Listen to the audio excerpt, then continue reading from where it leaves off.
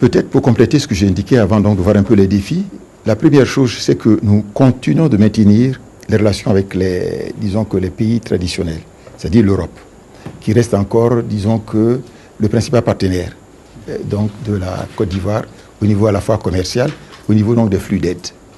Mais nous estimons qu'il faut effectivement voir d'autres pays, comme ceux donc, que vous avez cités d'Amérique du Nord, ceux donc d'Asie, mais même ceux aussi donc d'Amérique et de l'Amérique latine, avec lesquels nous coopérons donc davantage. C'était le complément que je voulais faire. En ce qui concerne donc les défis sont nombreux.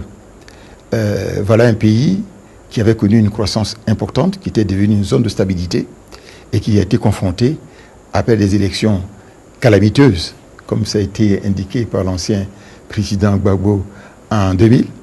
Il y a eu donc, après les élections, il y a eu d'abord la crise, disons qui a eu lieu en 2002, et ensuite il y a eu donc cette grave crise post-électorale qui a fait 3000 morts.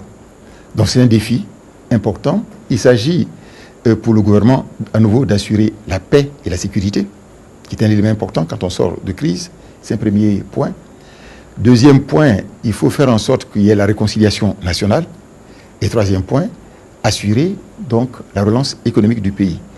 Et la diplomatie ivoirienne joue un rôle transversal dans ces trois domaines.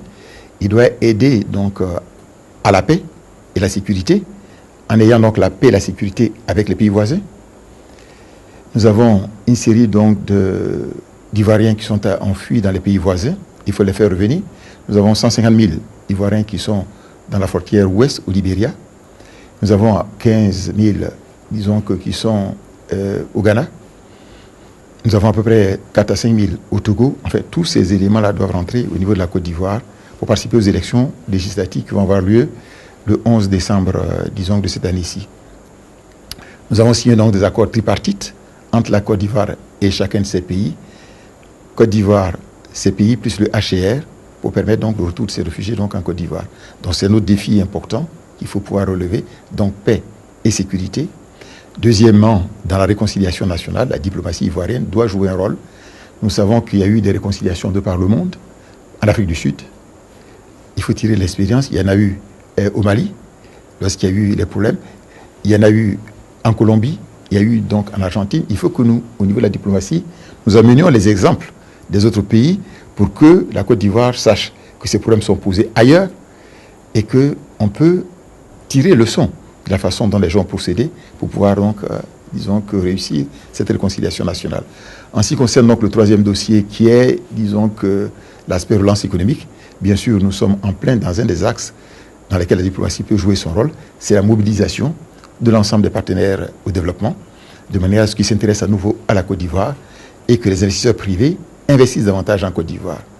Ce pays, dans les années 60 jusqu'aux années 80, puis ensuite, après la dévaluation donc de 94 à 98, c'est le secteur privé qui était le moteur de la croissance.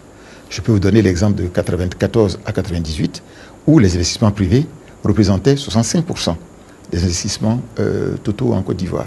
Donc c'est à nouveau ce que la Côte d'Ivoire veut faire, notamment en faisant donc des BOT, Bill Own and Transfer, and Bill Own and Operate, de manière à ce qu'un certain nombre d'infrastructures donc de base, telles que les ponts, telles que les routes, telles que les chemins de fer, puissent être concédés au secteur privé qui doit le financer, de manière à ce que l'État, disons que, consacre ses moyens, qui sont relativement limités, à des actions régaliennes, comme la justice, comme l'armée, comme, disons que la police, etc. Voilà un peu ce que je voulais indiquer. Donc les défis sont importants.